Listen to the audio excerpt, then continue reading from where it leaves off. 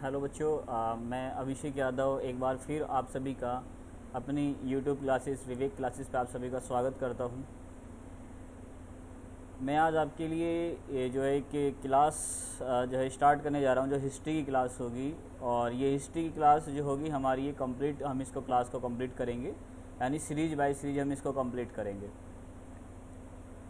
हम जब भारतीय इतिहास के बारे में पढ़ते हैं, जब हम भारत के इतिहास को जानते हैं, तो भारत के इतिहास का पिता कौन है, सबसे पहले तो हमें यही मालूम होना चाहिए कि भारतीय इतिहास का पिता कौन है। आप सभी ने एक राइटर के बारे में नाम सुना होगा जिसका नाम है हेरोडोटस। अब ये जो हेरोडोटस हैं, इन्हीं को कहा जाता है फादर ऑफ हिस्ट्री, यानी इतिहास का पिता, इतिहास का पिता। और ये जो हेरोडोटस हैं, इन्होंने एक पुस्तक लिखी है जिसका नाम क्या है, हिस्टोरिका। हिस्टोरिका। अब ये जो हिस्टोरिका बुक है ये आपके लिए इम्पोर्टेंट हो जाती है, क्योंकि यहीं से, इसी बुक से हिस्ट्री नाम दिया गया है। और इसी हिस्टोरिका बुक से हमें जानकारी मिलती है कि किस प्रकार से भारत और फारस के लोग एक साथ व्यापार करते थे, ट्रेड करते थे। यानी यहाँ से, इस पुस्तक से हमें, जो हिस्टोरी का बुक है, यहाँ से हमें भारत और फारस के बीच होने वाले संबंध के बारे में जानकारी मिलती है। और ये जो पुस्तक है, इसके राइटर कौन है, हेरोडोटस। यही कारण है कि हेरोडोटस को इतिहास का पिता भी कहा जाता है। दूसरी चीज़ है कि किसी भी क्षेत्र के इतिहास को जानने के लिए हमें 3 प्रकार के सोर्सेज की आवश्यकता होती है। जैसे कि एक तो हम कह दें कि नंबर 1 पर आता है हमारा पुरातात्विक स्रोत। पुरातात्विक स्रोत, आर्कियोलॉजिकल स्रोत। नंबर 2 पर आता है कि हमारे जो हमें यहाँ से क्या मिले हों, जो लिखित जो है साक्ष्य मिले हों, लिखित ग्रंथ मिले हों, ठीक है, यहाँ से हमें किसी प्रकार की कोई बुक मिली हो। अब ये जो बुक मिली हो, ये 2 प्रकार की बुक होती हैं। एक तो बुक होती है हमारी अधार्मिक बुक होती है, जो किसी धर्म से रिलेटेड ना होकर किसी शासक से जो है रिलेटेड होती है, किसी क्षेत्र, किसी साम्राज्य से रिलेटेड होती है। एक यहाँ से हमें धार्मिक बुक के बारे में भी हम किसी क्षेत्र के इतिहास के बारे में जानकारी निकाल लेते हैं। तीसरा जो पॉइंट है इतिहास के बारे में जानकारी निकालने का, वो तीसरा पॉइंट है कि कोई विदेशी यात्री आया हो और उसने भारत की यात्रा की हो, और भारत की यात्रा करने के बाद उसने अपने भारत के जो है यात्रा का वृतांत अपनी किसी पुस्तक में किया हो। जैसे कि आप पढ़ते हैं, फाहियान के बारे में पढ़ेंगे। फाहियान जब भारत आया था तो वो चंद्रगुप्त सेकंड, जो कि गुप्त काल के शासक हुआ करते थे, जिनको विक्रमादित्य की भी जो है उपाधि दी गई थी, इन्हीं के शासनकाल में फाहियान भारत आया था। और इन्होंने एक पुस्तक भी लिखी थी, फाकई की, जिस कारण इन्होंने इस समय के भारत के आर्थिक विश्लेषण पर जो है नज़र डाली है। जैसे कि वेनसोंग भारत आया था। वेनसोंग ने जब भारत आया था तो इसने भारत के अंदर एक पुस्तक लिखी थी, अपनी यात्रा का वृतांत किया है, जिसका नाम क्या है, सीयू की। तो ये जो सीयू की पुस्तक है, ये हर्षवर्धन के शासनकाल में लिखी गई थी। यहाँ से हमें हर्षवर्धन के शासनकाल के बारे में जानकारी मिलती है। यानी हम ये कहेंगे कि इतिहास को जानने के लिए हमें जो है, जो पुरातात्विक सोर्सेज की आवश्यकता होती है, लिखित साक्ष्य की आवश्यकता होती है, या फिर कोई विदेशी यात्री, कोई यात्री भारत आया हो, उसने जो है किसी प्रकार से अपनी यात्रा का वृतांत किया हो, वहीं से हम इतिहास के बारे में जानकारी निकाल लेते हैं। जब हम भारतीय इतिहास को पढ़ते हैं तो हम देखते हैं कि भारतीय इतिहास को पढ़ने के लिए इतिहासकारों ने इसको आसान बनाने के लिए इसको 3 भागों में डिवाइड किया है। अब इसको जो 3 भागों में डिवाइड किया है, एक है आपका मेडिवल हिस्ट्री, एक है आपका एंशिएंट हिस्ट्री। सबसे पहले एंशिएंट हिस्ट्री आता है आपका, एक आता है आपका मेडिवल हिस्ट्री आता है, एक आता है आपका मॉडर्न हिस्ट्री। एनिसेंट हिस्ट्री को यदि हम देखते हैं कि एनिसेंट हिस्ट्री इन तीनों में सबसे ज़्यादा क्या रहा, बड़ा रहा है, तो यही कारण है कि एनिसेंट हिस्ट्री को भी फिर इतिहासकारों ने इसको भी आगे चलकर 3 भागों में डिवाइड किया। एनिसेंट हिस्ट्री से जो हमारे एग्जाम में सबसे ज़्यादा जो क्वेश्चन आते हैं, यहाँ आर्ट्स एंड कल्चर से सबसे ज़्यादा क्वेश्चन आते हैं। यहाँ का जो आर्ट्स एंड कल्चर है वो हमारे लिए बहुत इंपॉर्टेंट हो जाता है। मेडिवल हिस्ट्री से जो क्वेश्चन आते हैं, जो युद्ध यहाँ पर लड़े गए थे, ठीक है, जैसे कि मेडिवल हिस्ट्री में आप पढ़ते हैं रावौर ब्राह्मणवार का युद्ध हुआ, पानीपत का युद्ध हुआ, तराइन का युद्ध हुआ, ठीक है। और मॉडर्न हिस्ट्री एक आंदोलन लेकर भारत के अंदर आता है, ठीक है। यहाँ से हमारे जो हम पढ़ते हैं, यहाँ से हम क्रांतिकारियों के द्वारा जो आंदोलन स्टार्ट किए गए थे इनके बारे में जानकारी लेते हैं। आज मैं थोड़ा सा आपको समझाऊंगा कि इतिहास की जो शुरुआत है हमारी, जो प्राचीन भारत है हमारा, प्राचीन भारत के इतिहास की शुरुआत किस प्रकार से हुई है और यहाँ से हमारे लिए पढ़ने के लिए क्या क्या इम्पोर्टेंट है ये आपको पढ़ना है, ठीक है। तो ये भाई हमारा प्राचीन भारत का इतिहास। और जब हम प्राचीन भारत के इतिहास को पढ़ते हैं तो प्राचीन भारत के इतिहास को इतिहासकारों ने 3 भागों में बांटा है। एक तो ये हमारा प्रागैतिहासिक काल है, एक हमारा आदिऐतिहासिक काल है और एक हमारा ऐतिहासिक काल है। अब इन तीनों में अंतर क्या है? प्रागैतिहासिक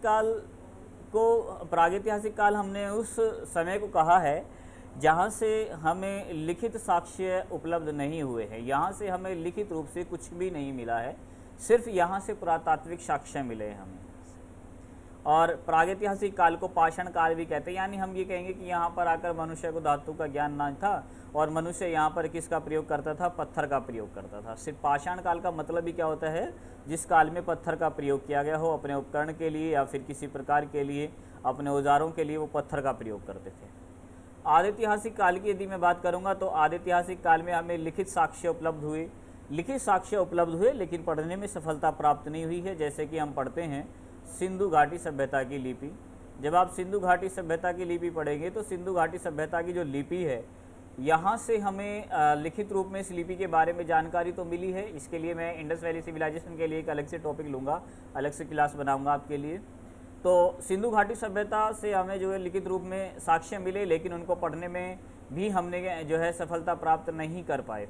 देखो, प्रागैतिहासिक काल में लिखित रूप में कुछ नहीं मिला, आदिऐतिहासिक काल में मिल रहा है तो उसको हम पढ़ नहीं पा रहे हैं, ठीक है।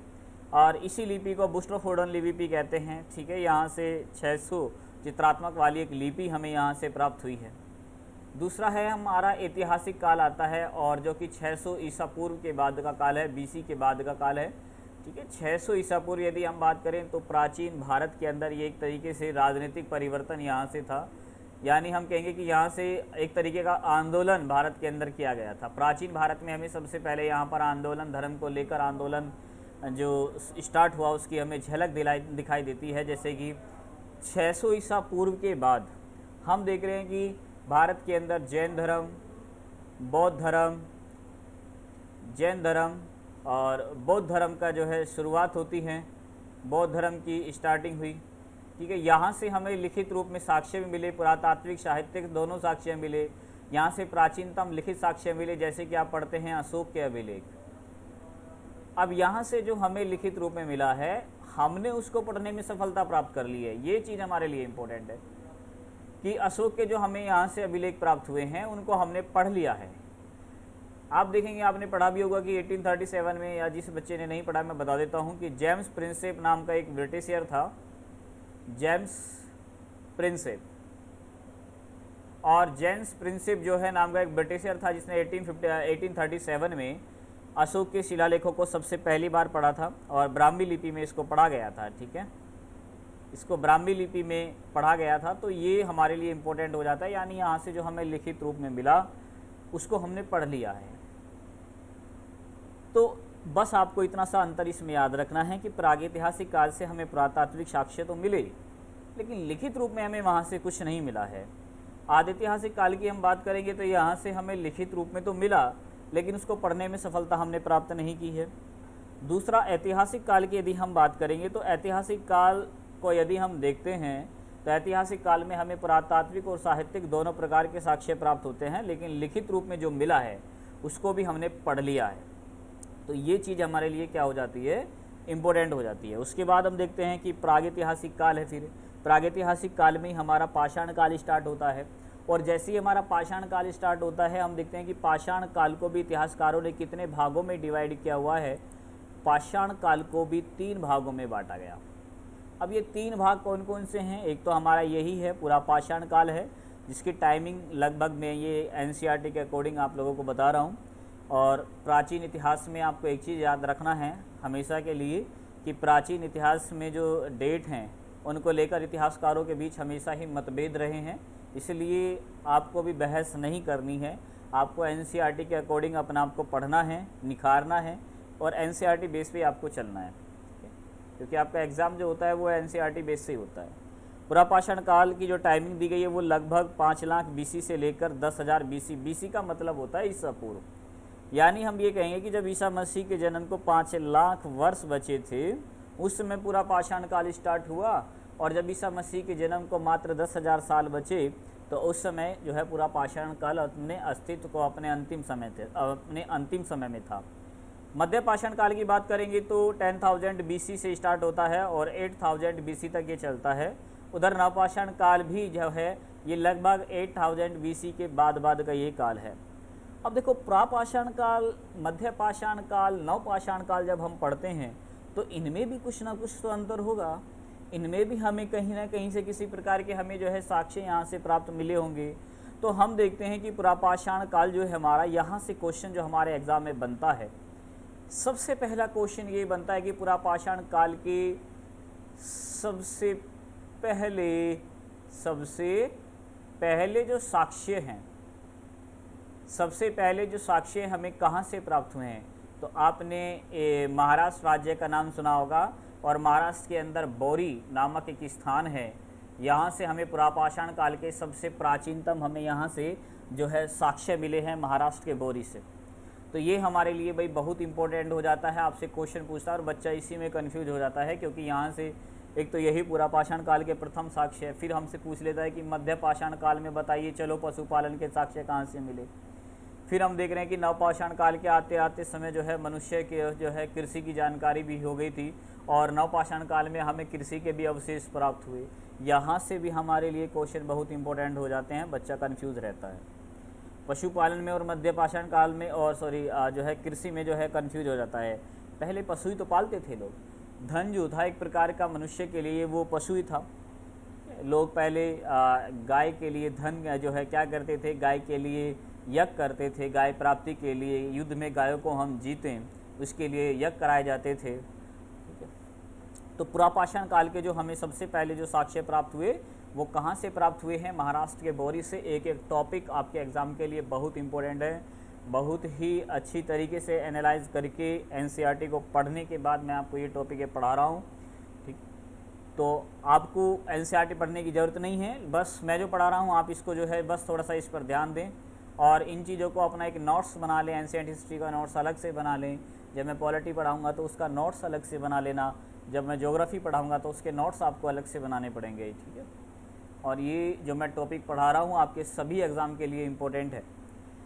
तो पुरापाषाण काल हमने पढ़ लिया है। इसके बाद हमारा मध्य पाषाण काल हमारा स्टार्ट होता है, और मध्य पाषाण काल के जो सबसे पहले हम देखते हैं कि मध्य पाषाण काल की जो टाइमिंग है वो कब से कब तक है, वो 10,000 बीसी से लेकर 8,000 बीसी तक है।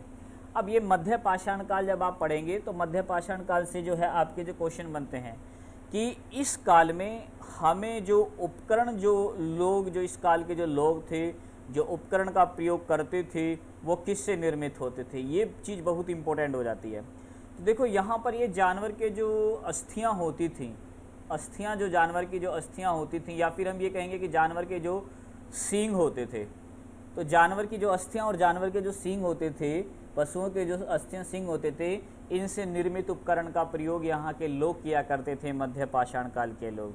और हम देखेंगे कि मध्य पाषाण काल के जो लोग हैं ये आगे चलकर जो है यहाँ से हमें एक प्रकार के मध्य पाषाण काल के यहाँ से हमें पशुपालन के भी साक्ष्य प्राप्त होंगे।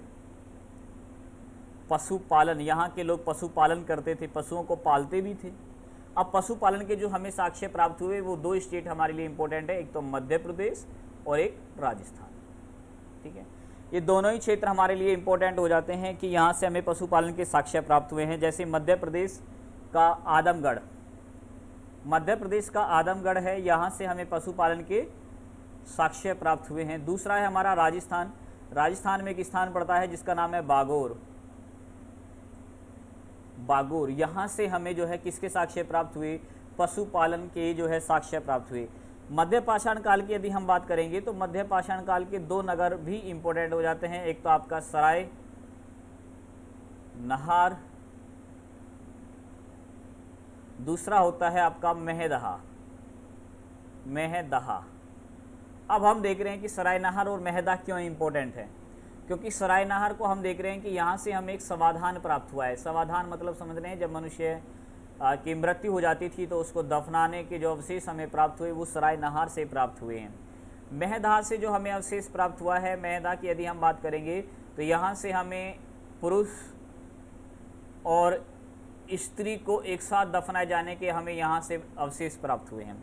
ठीक है, तो ये चीज़ आपको याद रखनी है कि सरायनहर से हमें क्या मिला, समाधान मिला है, यहाँ से लोगों को दफनाए जाने की जो है प्रथा थी। दूसरा, यहाँ से मेहदा की बात करेंगे तो मेहदा से जो हमें जो यहाँ से प्राप्त हुआ है, पुरुष और स्त्री को एक साथ दफनाए जाने के साक्ष्य हमें यहाँ से प्राप्त हुए हैं। ये साक्ष्य हमें कहाँ से हैं, सरायनहर और मेहदा से। तो ध्यान रखना, ये मध्य पाषाण काल का टॉपिक है।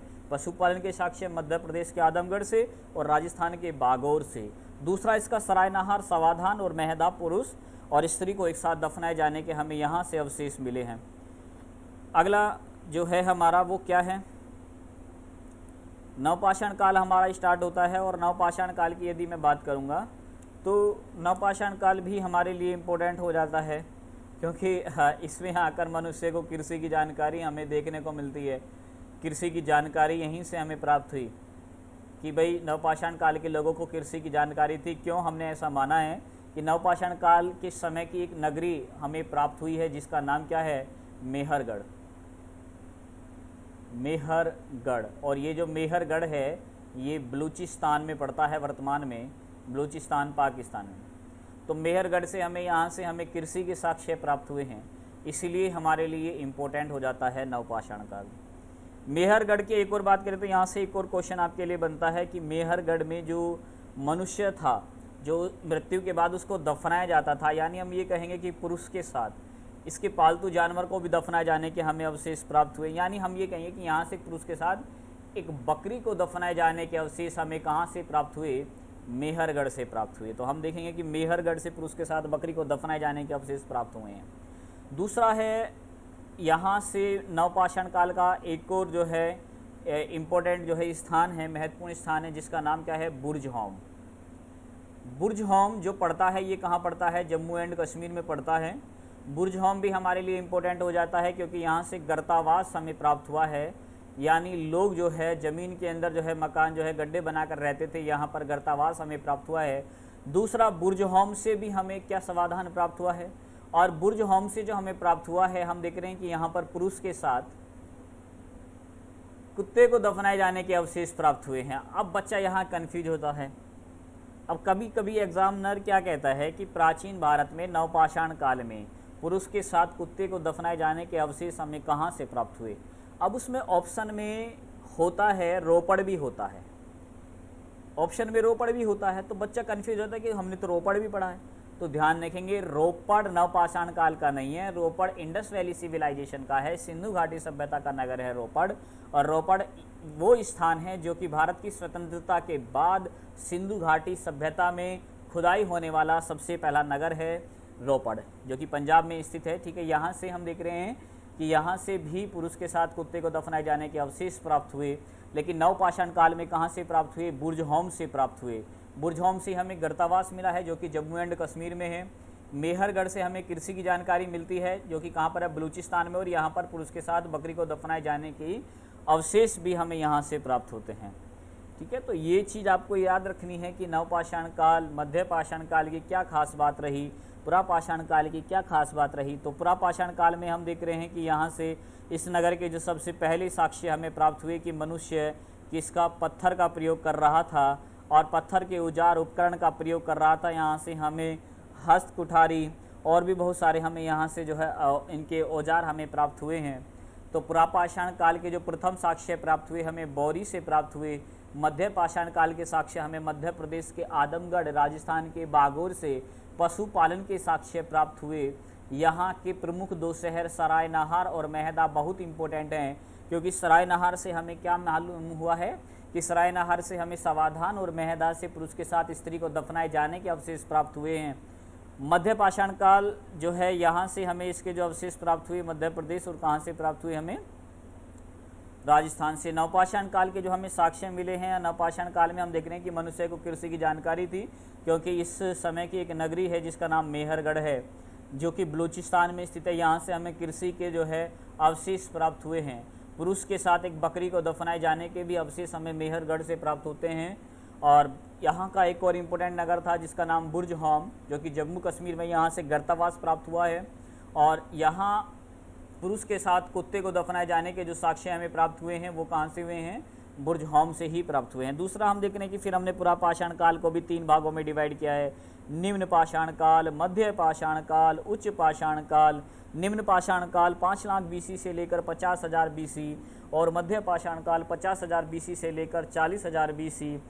उच्च जो है पूरा पाषाण काल की बात हम करेंगे तो 40,000 BC से लेकर 10,000 BC तक ये जो है फैला हुआ है। ठीक है, हम देख रहे हैं कि इसकी हमें जानकारी उत्तर पश्चिम के क्षेत्र से प्राप्त होती है। इसकी हमें जानकारी सोन घाटी, बेलन घाटी से प्राप्त होती है।